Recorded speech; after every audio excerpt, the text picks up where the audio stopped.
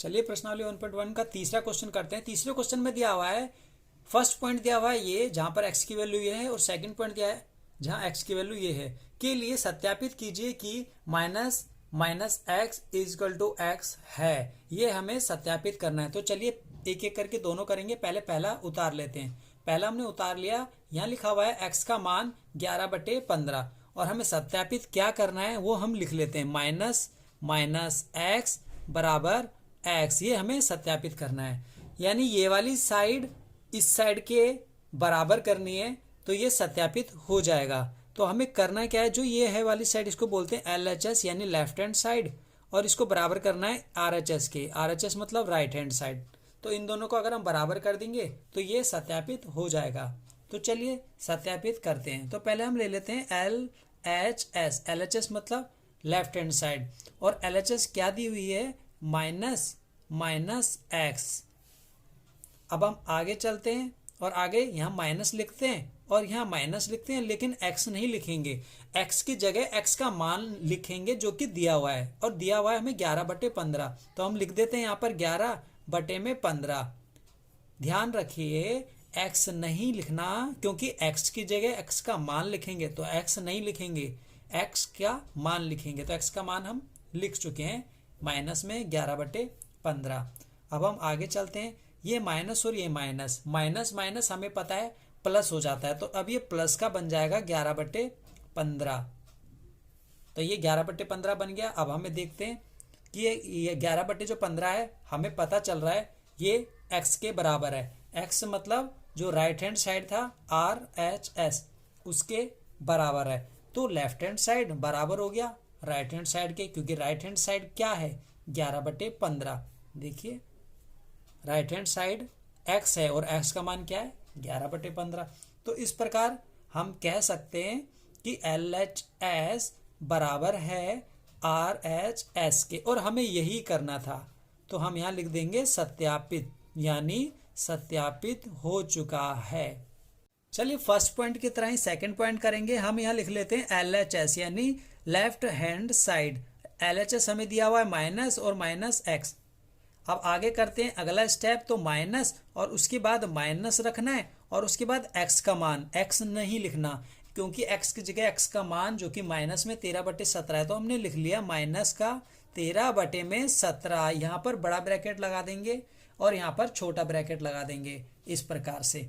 अब आगे आगे हमें दे रखा है माइनस, तो ये माइनस तो ऐसे का ऐसे ही उतार दो। ये माइनस और ये माइनस मिलके प्लस का बन जाएगा 13/17। तो ये 13/17 हमने लिख लिया। अब आगे चलते हैं। तो ये माइनस और ये प्लस हम देख रहे हैं, तो माइनस प्लस माइनस होता है, और माइनस का 13/17 हो जाएगा। और ये माइनस का 13/17 हम देख पा रहे हैं कि ये RHS के बराबर है। RHS x है, और ये देखें हम तो RHS के बराबर है, तो यहाँ पर हम लिख सकते हैं RHS। इस प्रकार से लिख दिया। तो इस प्रकार LHS और RHS बराबर हो गया। तो हम लिख देंगे लास्ट में एक लाइन, LHS बराबर में RHS बराबर हो गया, और यहाँ पर लिख देंगे सत्यापित।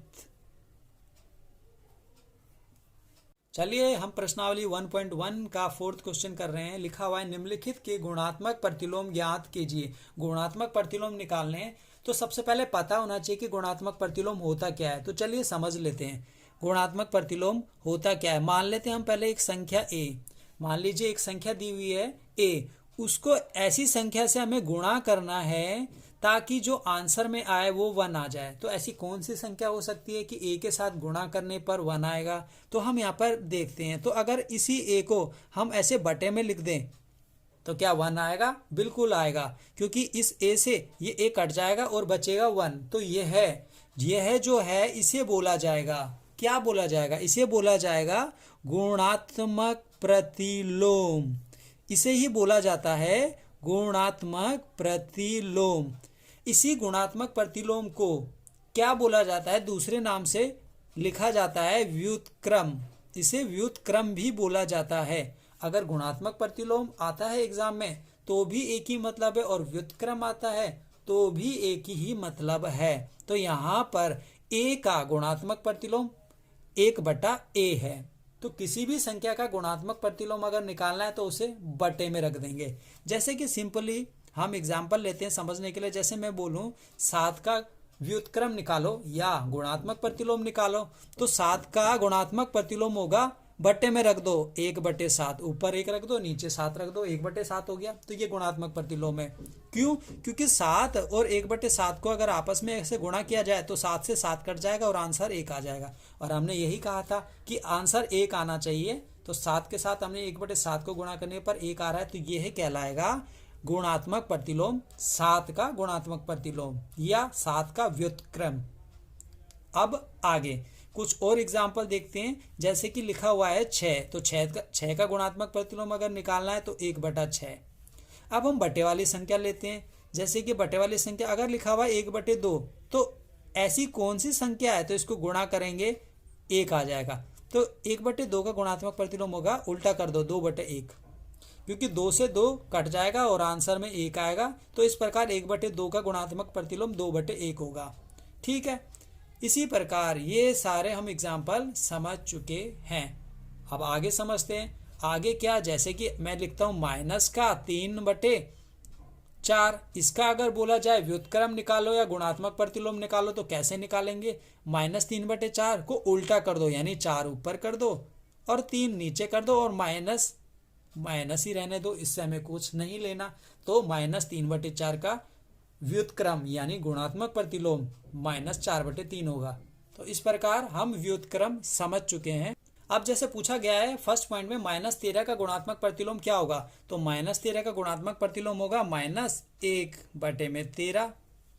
ठीक है, लेकिन हमें यहाँ पर लिखना होता है, जैसे कि -13 का गुणात्मक प्रतिलोम, -13 का गुणात्मक प्रतिलोम, इस प्रकार से लिखना होगा। क्या है -13 का गुणात्मक प्रतिलोम? -1/13। अब आगे एक रीजन दे देंगे, क्योंकि -1/13, क्योंकि -13 को अगर गुणा करेंगे -1/13 से तो आंसर में आएगा 1। कैसे? 13 से 13 कट जाएगा इस प्रकार से और माइनस माइनस प्लस, तो 1 आ जाएगा। तो किसी संख्या को उसके व्युत्क्रम यानी गुणात्मक प्रतिलोम से गुणा करने पर 1 आता है, तो हमने ऐसे इस प्रकार से लिखना है। अब आगे सेकंड पॉइंट करेंगे।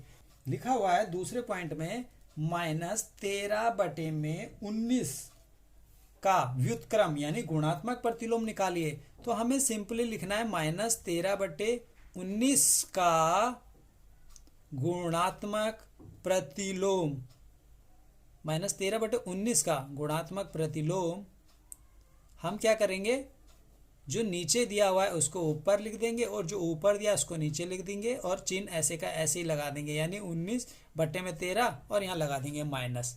तो ये हो गया -13/19 का गुणात्मक प्रतिलोम -19/13, ये है गुणात्मक प्रतिलोम। अब तीसरा पॉइंट कर लेते हैं। तीसरे पॉइंट में दिया हुआ है कि 1/5 का गुणात्मक प्रतिलोम क्या होगा, तो यहाँ लिखेंगे 1/5 का, ये स्टेटमेंट पूरी लिखेंगे, 1/5 का गुणात्मक प्रतिलोम। एग्जाम में अगर आता है तो इसी प्रकार से करना होगा, 1/5 का गुणात्मक प्रतिलोम इस प्रकार से लिख देंगे। और 1/5 का गुणात्मक प्रतिलोम क्या होगा, 5/1, 5/1 या हम बोल सकते हैं 5। तो ये है 1/5 का गुणात्मक प्रतिलोम। चौथे में हमें दिया हुआ है ये है क्वेश्चन, ये क्वेश्चन दिया हुआ है और इसका गुणात्मक प्रतिलोम निकालना है। तो पहले हम इस क्वेश्चन को ना सॉल्व करेंगे, इसको सरल रूप में लेकर आएंगे ताकि गुणात्मक प्रतिलोम आसानी से निकाला जा सके।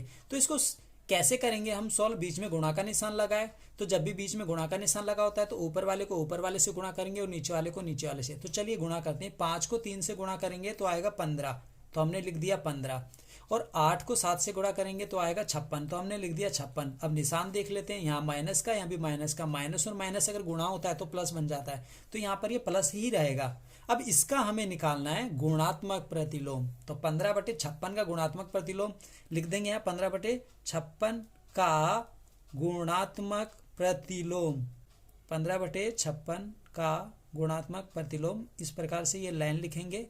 और यहाँ पर 15/56 का गुणात्मक प्रतिलोम उल्टा कर देंगे, यानी 56 ऊपर लिख देंगे और 15 नीचे लिख देंगे, 56/15। तो 15/56 का गुणात्मक प्रतिलोम 56 बटे 15। तो पहले हमें इसे सॉल्व करना है, उसके बाद ही हम प्रतिलोम निकालेंगे। इसे सरल रूप में लिखने के बाद ही गुणात्मक प्रतिलोम निकालेंगे। अगर आगे भी कुछ ऐसे क्वेश्चन आए और गुणात्मक प्रतिलोम पूछा जाए तो पहले हमें क्वेश्चन को सॉल्व करना होगा और इस रूप में लेकर आना है, यानी सरल रूप में लेकर आना है, और उसके बाद गुणात्मक प्रतिलोम निकालना है। फोर्थ का 5th पॉइंट दिया हुआ है इस प्रकार से। हमें क्या करना है, इसे सॉल्व करना है। पहले से सरल रूप में लेकर आना है, उसके बाद हम गुणात्मक प्रतिलोम निकालेंगे। तो पहले से सॉल्व कर लेते हैं। सॉल्व कैसे करना है, यहाँ -1, इसके नीचे हम 1 लगा सकते हैं, उसके बाद गुणा लिखेंगे और -2/5 लिखेंगे जो कि ब्रैकेट में है। अब बीच में गुणा का निशान है, तो ऊपर वाले को ऊपर वाले से गुणा और नीचे वाले को नीचे वाले से। तो -1 को -2 से अगर गुणा करेंगे तो प्लस का 2 आ जाएगा, और 1 को 5 से अगर गुणा करेंगे तो आएगा 5। अब हमें 2/5 का गुणात्मक प्रतिलोम निकालना है। उसके बाद ये लाइन लिखनी है, 2/5 का गुणात्मक प्रतिलोम 5/2 है, या गुणात्मक प्रतिलोम को जैसे हम जानते हैं व्युत्क्रम भी बोलते हैं, तो ये लाइन की जगह हम ये भी लिख सकते हैं 2/5 का व्युत्क्रम 5/2 है। ठीक है, तो गुणात्मक प्रतिलोम या व्युत्क्रम कोई भी एक आप लिख सकते हैं, दोनों ही सही है। 6th पॉइंट में दिया है -1, तो हमें -1 का गुणात्मक प्रतिलोम निकालना है। तो -1 का गुणात्मक प्रतिलोम क्या होगा, तो पहले देखते हैं। जिसके नीचे कुछ नहीं होता ना, हम 1 लगा सकते हैं, तो -1 यानी -1/1 ऐसा लिखा जा सकता है। अब इसका गुणात्मक प्रतिलोम निकालना है, तो कैसे निकालेंगे, तो -1/1 का गुणात्मक प्रतिलोम क्या होगा, -1/1 का गुणात्मक प्रतिलोम -1/1 ही होगा, क्योंकि ये 1 को ऊपर ले जाएंगे, इस 1 को नीचे ले जाएंगे, आएगा दोबारा से वही। अब रीज़न अगर लिखें, जैसे कि हमने पहले पॉइंट में ही बता दिया था रीज़न हम लिख सकते हैं, तो यहाँ पर भी मैं एक रीज़न लिख के दिखा देता हूँ। क्योंकि -1/1 अगर गुणा करेंगे, 1 को ऊपर ले जाते हैं और नीचे भी -1 ही है, और आंसर में क्या आएगा, तो इससे ये गया तो बचेगा 1। तो इस प्रकार क्योंकि इनको गुणा करने पर 1 आ रहा है और किसी संख्या को गुणा करने पर 1 आए, तो वह इस संख्या का व्युत्क्रम होता है, यानी गुणात्मक प्रतिलोम होता है। तो इस प्रकार -1 का गुणात्मक प्रतिलोम क्या निकला, -1। तो इसको इस प्रकार भी लिख सकते हैं कि -1 का व्युत्क्रम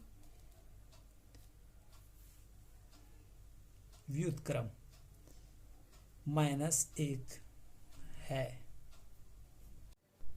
चलिए प्रश्नावली 1.1 का 5वां क्वेश्चन करते हैं। 5वें क्वेश्चन में पहला पॉइंट, पहले क्वेश्चन पढ़ते हैं। निम्नलिखित प्रत्येक में गुणन के अंतर्गत उपयोग किए गए गुण धर्म यानी गुण का नाम लिखिए। तो हमें गुण का नाम लिखना है।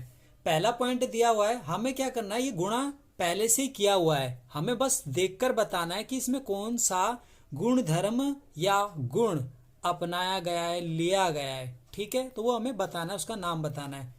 तो जैसे यहाँ -4/5 गुणा में 1 लिखा है और बराबर में इन्होंने क्या किया, 1 को पहले लिख दिया, -4/5 को बाद में लिख दिया, और आंसर क्या आया, -4/5। ये है गुणा, बिल्कुल सही है। बस हमें देख के बताना है कौन सा गुणधर्म यूज किया गया है। तो हमें पता है इसने क्या किया, 1 से गुणा किया, फिर 1 को इधर आगे लिखकर 1 से गुणा करके यहाँ पर -4/5 लिख दिया।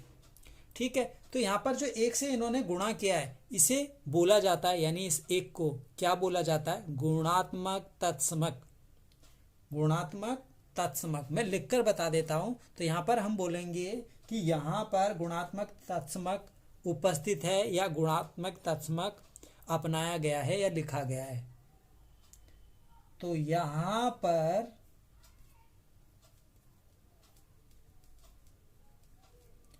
गुणात्मक तत्समक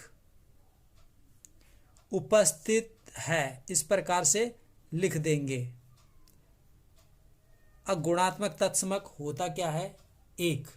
जो 1 होता है उसे गुणात्मक तत्समक बोला जाता है, क्योंकि 1 एक ऐसी संख्या है जिसको किसी भी संख्या से गुणा करो वही संख्या वापस आ जाती है। जैसे कि 4 को गुणात्मक तत्समक से गुणा करेंगे और आएगा क्या, 4। तो इसे बोला जाता है गुणात्मक तत्समक, क्योंकि इसको किसी भी संख्या से गुणा करो, गुणा करने पर आएगा वही संख्या, दोबारा से वही संख्या आ जाती है। जैसे कि -3/5, इसको अगर गुणात्मक तत्समक से मैं गुणा करूं, यानी 1 से गुणा करूं तो आएगा क्या, दोबारा से यही आ जाएगा -3/5। तो इस प्रकार एक को क्या बोलते हैं, गुणात्मक तत्समक। तो हमें यहाँ पर यही लिखना है, ये गुणधर्म है, यहाँ पर गुणात्मक तत्समक उपस्थित है। इस प्रकार फर्स्ट पॉइंट हो गया है। अब इस सेकंड पॉइंट को देखते हैं और सेकंड पॉइंट में गुणा को देखेंगे और देखेंगे कौन सा गुणधर्म अपनाया गया है। देखते हैं -13/17 और फिर लिखा है -2/7 और बराबर, फिर देखते हैं क्या लिखा है, फिर -2/7 जो पीछे लिखा था उसको आगे लिख दिया और 13/17 जो माइनस में था उसको पीछे लिख दिया। यानी इन्होंने क्या किया है, इसको पीछे लिख दिया जो कि आगे था यहाँ पर, और इसको जो पीछे था उसको आगे लिख दिया। तो इन्होंने क्या किया है, क्रम इधर से उधर कर दिया। यानी इसका क्रम 13/17 का क्रम आगे था, इन्होंने पीछे लिख दिया इधर। तो इस प्रकार से यहाँ पर कौन सा गुणधर्म है वो हमें लिखना है। तो यहाँ पर जो गुणधर्म है वो मैं लिख देता हूँ। तो यहाँ पर हम गुणधर्म का नाम लिख देंगे। यहाँ पर क्रम विनियमितता, ये है गुणधर्म है, क्रम विनियमितता। क्रम विनियमितता का मतलब क्रम इधर से उधर कर दिया गया है, यानी -13/17 और -2/7 इस प्रकार से था, लेकिन बराबर के बाद इन्होंने क्या करा, -2/7 को आगे लिख दिया, -13/17 को पीछे लिख दिया, यानी क्रम इधर से उधर कर दिया। तो इस गुणधर्म को बोला जाता है क्रम विनिमयता। तो यहाँ पर क्रम विनिमयता गुणधर्म उपस्थित है, ये लिख देंगे। ये पूरा हो गया। अब तीसरा पॉइंट देख लेते हैं। तीसरे पॉइंट में जो ये गुणा दिया हुआ है, इसको गुणा करके क्या आ रहा है, 1 आ रहा है। तो ये जो 1 आ रहा है ये कब आता है, जब किसी संख्या को उसी के गुणात्मक प्रतिलोम यानी व्युत्क्रम से गुणा कर दिया जाए तो 1 आ जाता है। इस प्रकार ये जो संख्या है इसका ये है गुणात्मक प्रतिलोम है, तभी तो गुणा करके 1 आ रहा है। हम पहले पढ़ चुके हैं, किसी संख्या को अगर किसी संख्या से गुणा किया जाए और 1 आ जाए तो वह संख्या इस संख्या का गुणात्मक प्रतिलोम या व्युत्क्रम होता है। तो यह लाइन हम यहाँ पर लिख देंगे। यहाँ पर कौन सा गुणधर्म है, गुणात्मक प्रतिलोम वाला, ये लाइन हम यहाँ पर लिख देंगे। यहाँ पर गुणात्मक प्रतिलोम गुणधर्म उपस्थित है, बस यही लिखेंगे। गुणात्मक प्रतिलोम की जगह हम व्युत्क्रम भी लिख सकते थे, यहाँ पर व्युत्क्रम गुणधर्म उपस्थित है।